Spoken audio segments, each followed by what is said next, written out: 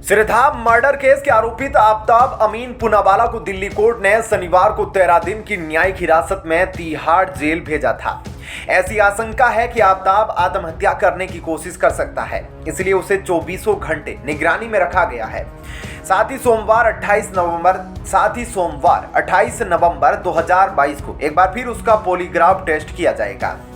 दैनिक भास्कर की रिपोर्ट के अनुसार आफताब को तिहाड़ की जेल नंबर 4 में रखा गया है, जहां वह सेल में अकेला रहेगा। आमतौर पर इस जेल में पहली बार अपराध करने वालों को रखा जाता है।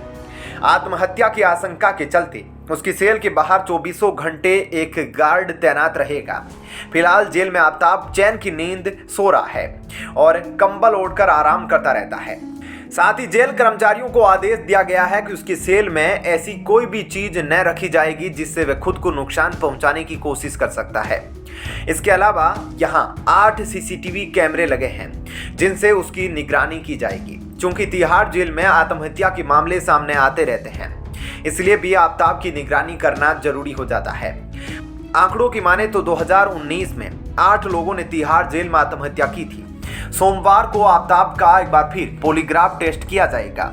इससे पहले वह 3 बार पॉलीग्राफ टेस्ट से गुजर चुका है। रिपोर्ट के अनुसार आफताब ने पॉलीग्राफ टेस्ट से पहले इसकी प्रैक्टिस कर ली थी। इसके बारे में एक जांच अधिकारी का कहना है कि ऐसा लग रहा था कि आफताब को पहले ही पता था कि उससे किस तरह से सवाल पूछे जा सकते हैं। पॉलीग्राफ टेस्ट के दौरान वह कुछ सवालों के जवाब बड़ी बेबाकी से दे रहा था, लेकिन श्रद्धा के मर्डर से जुड़े सवालों में या तो वह चुप हो जाता या फिर झूठ बोलने लगता था। जेल में आफताब का जिस तरह से व्यवहार है और केस की स्थिति को देखते हुए यदि उसे किसी भी काम से जेल से बाहर ले जाया जाता है तो उसे जेल के 2 बड़े कर्मचारी उसके साथ रहेंगे। टाइम्स ऑफ इंडिया की रिपोर्ट के अनुसार आफताब को 28 नवंबर, 29 नवंबर और 5 दिसंबर को निरीक्षण के लिए बाहर लाया जाएगा। इसका सीधा मतलब है कि सोमवार को उसका पॉलीग्राफ टेस्ट होना है। साथ ही 29 नवंबर को भी यही टेस्ट हो सकता है। वहीं 5 दिसंबर को उसका नार्को टेस्ट किए जाने की संभावना है। पुलिस को आफताब का नार्को टेस्ट करने की अनुमति पहले ही मिल चुकी है। आपके हिसाब से आफताब को क्या सजा देनी चाहिए, नीचे कमेंट करके जरूर बताएं। और साथ ही श्रद्धा को इंसाफ दिलाने के लिए कमेंट में जस्टिस फॉर श्रद्धा जरूर लिखें। श्रद्धा वालकर के शव को टुकड़ों में काटने के लिए आफताब अमीन पूनावाला ने कई हथियारों का इस्तेमाल किया था। बताया जा रहा है कि पुलिस को अब तक 5 बड़े चाकू मिले हैं। इन्हें फोरेंसिक जांच के लिए भेजा गया है।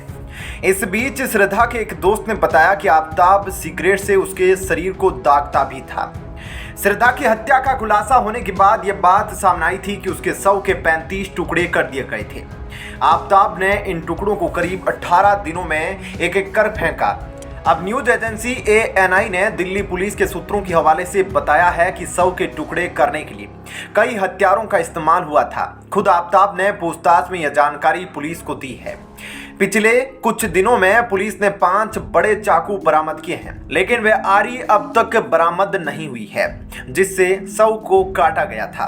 दिल्ली के पूर्व पुलिस कमिश्नर SN श्रीवास्तव का कहना है कि श्रद्धा की हत्या को करीब 6 माह बीत चुके हैं। इस दौरान आरोपित ने अधिकतम सबूत मिटा दिए होंगे। इस बीच श्रद्धा के एक दोस्त ने दावा किया है कि आफताब उसे सिगरेट से जलाता था। दोस्त का दावा है कि इसके बावजूद श्रद्धा उसे एक मौका देना चाहती थी। उस दोस्त की पहचान रजत शुक्ला के तौर पर हुई है। शुक्ला ने बताया कि साल 2021 में श्रद्धा ने उन्हें बताया था कि आफताब ने उसकी पीठ को सिगरेट से जला दिया था।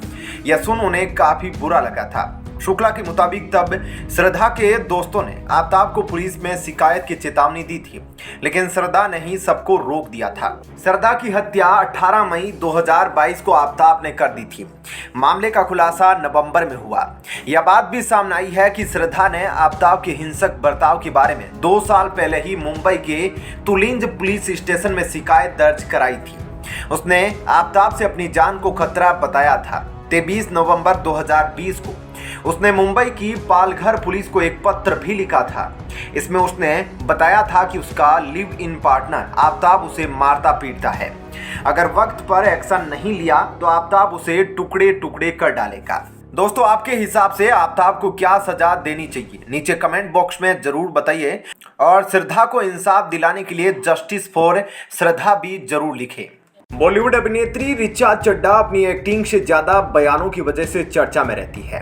इस बार उन्होंने भारतीय सेना पर आपत्तिजनक ट्वीट करके तूफान खड़ा कर दिया।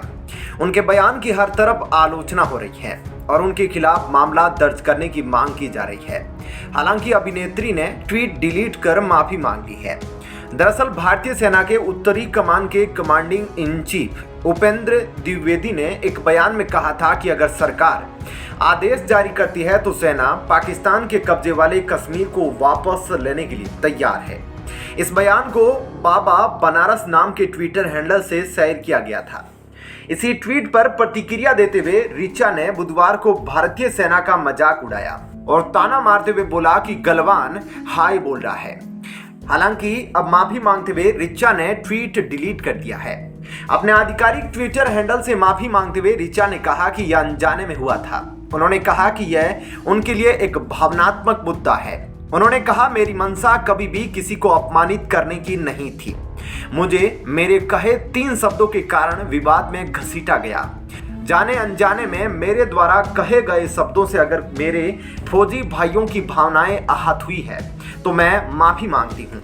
उन्होंने आगे कहा, मैं यह भी कहना चाहती हूँ कि फौज में मेरे नाना जी लेफ्टिनेंट कर्नल रहे हैं और 1960 के दशक में उनके पैर में गोली लगी थी।